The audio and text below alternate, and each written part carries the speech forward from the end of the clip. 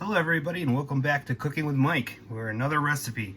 Tonight we got something a little easier, a little quicker, as promised, a shorter video. Alright, so tonight we're going to be doing pan-seared steak, and also we're going to make stovetop green bean casserole. That's right, stovetop. It's nice, easier, simpler, takes a lot less time, and yeah, you don't have to heat up the house with the oven. I have my oven on broil for like the last minute and a half. That's optional. That's if you want to do it. I want to do it, so you know, it is what it is. All right, so for the steak, I've got a sirloin steak, certified Angus sirloin steak. You don't have to go with that if you don't want to. It's just I prefer it. It's really good. It's tender. It's got a lot of great flavor to it. Now, sirloin steak in general is a great middle-of-the-road steak. It's not overly expensive, as you can see. I didn't pay too much for it. You can use either sirloin for this recipe. You can use strip steaks. You can use ribeyes. You can use tenderloin steaks, aka the filet mignon, if you want. I mean, it's really up to you. I just like using this one because, one, it's a little cheaper, and it's still got a lot of flavor. The great thing about sirloin is you can really prepare it in a bunch of different ways. You can do it, put it in stews, you can grill it, you can pan sear it like we're going to tonight, or you can grind it up and make some awesome burger. All right. Now with the steak, if you're going to do this recipe, you're going to want to kind of let it sit out for maybe about half hour, close to an hour. Let it get as close to room temperature as possible. That way it cooks evenly. The only two spices I'm going to use for the steak, and this is just my preference, I don't like getting crazy with all kinds of spices and seasonings and all that kind of stuff with my steak, especially when I'm searing it, because then it'll burn, smoke, and just get nasty. So just salt and pepper. You can use kosher salt, fresh ground pepper. I've just got regular old iodized salt and some ground pepper.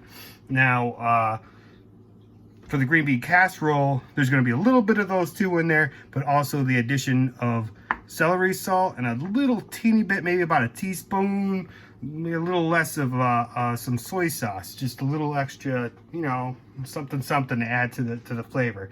So, and then just the basic ingredients for that.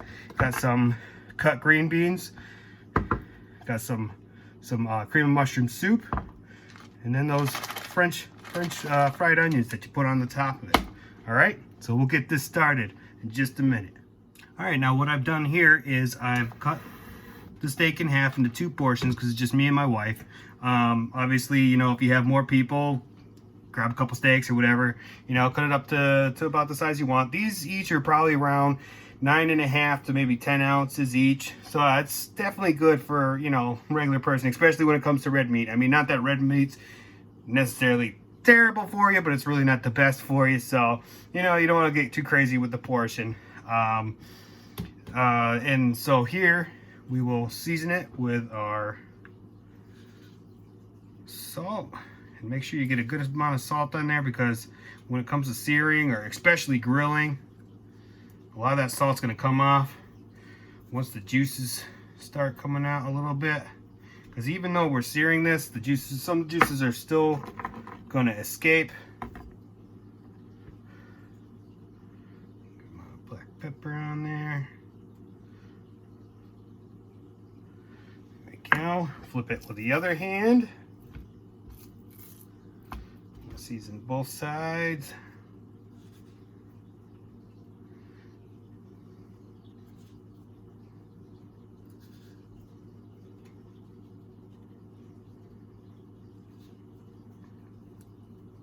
Okay.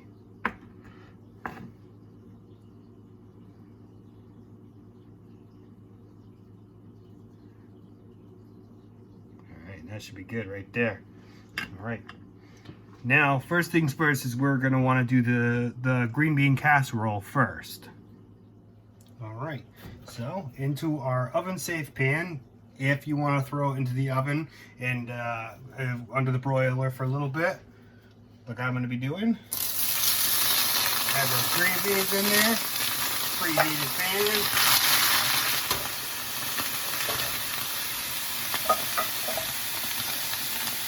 Go ahead and add our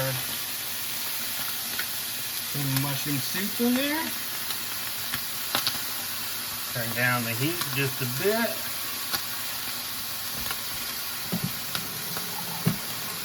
Add about a half a can of water.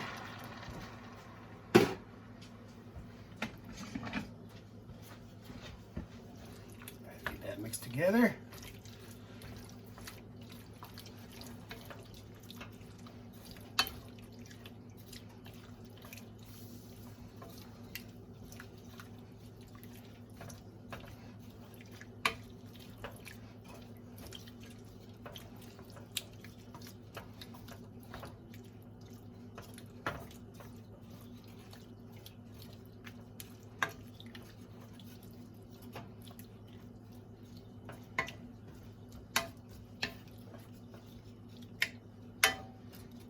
Alright, let's let that do its thing for a little bit.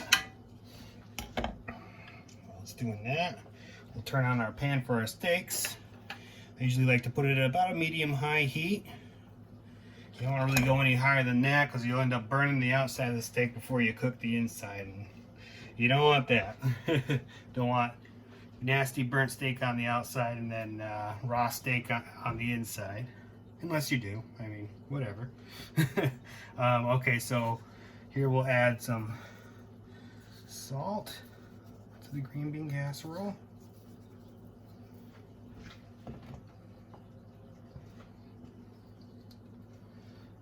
Pepper. Good amount of pepper. Don't be afraid with the pepper.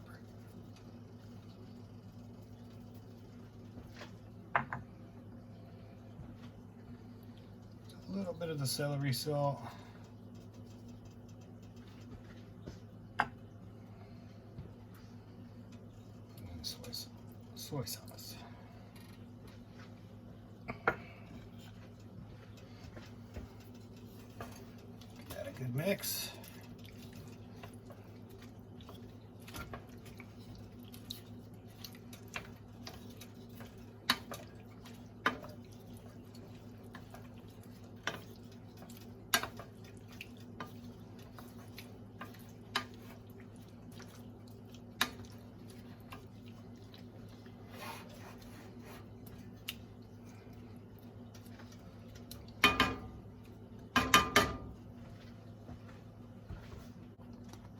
All right, so once your green bean casserole starts bubbling up a little bit, just give it a little bit of stir.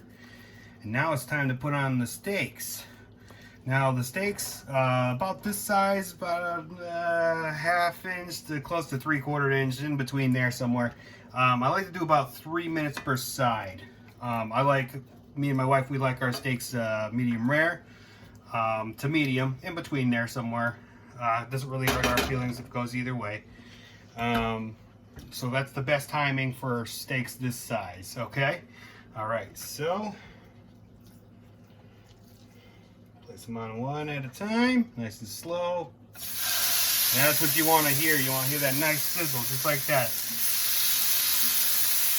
Encrusting the outside of that steak, so all the juices, or most of the juices, are going to stay inside. Now to flip these, I suggest using tongs. Like I said in a previous video, my chicken with orzo video, I like using tongs when it comes to cooking with meat, because I don't like to puncture the meat, because I don't want the juices to come out and ruin the meat, or the flavor of the meat. Just keep giving this guy a good stir from time to time, just make sure it doesn't stick to the bottom. You can use a non-stick pan if you're not going to put it in the oven, but like I said, seeing as I'm putting it in the oven, this pan here is good for up to 500 degrees. Even though I'm putting it in the broiler, which is a little hotter than that, actually it's a bit hotter than that, it's only going to be in there for about a minute and a half, because I don't want to burn it, so the pan should be perfectly fine in that time frame. Alright, so it's been about 3 minutes. We'll go ahead and give those steaks a flip. Look at that. Beautiful. Nice good sear on the outside of those. Put them on for another 3 minutes and you're good to go. At this time now, we're going to add some of our French fried onions to our green bean casserole. Just put a little bit in there, maybe about half a cup or so. Go ahead and mix those in.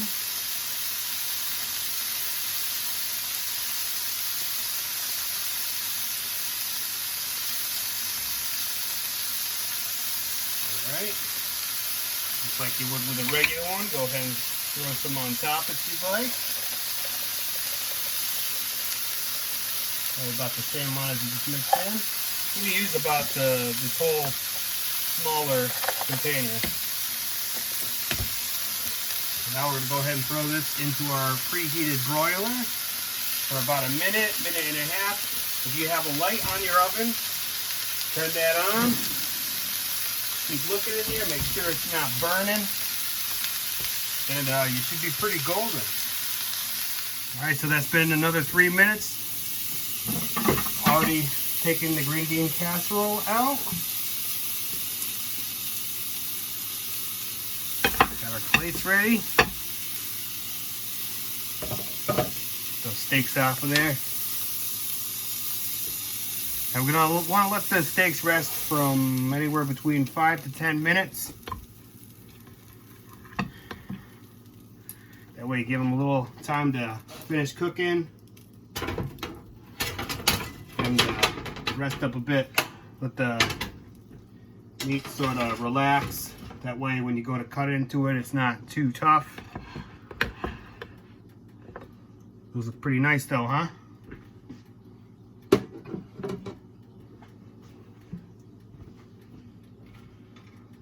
Got our green bean casserole. Came out perfect.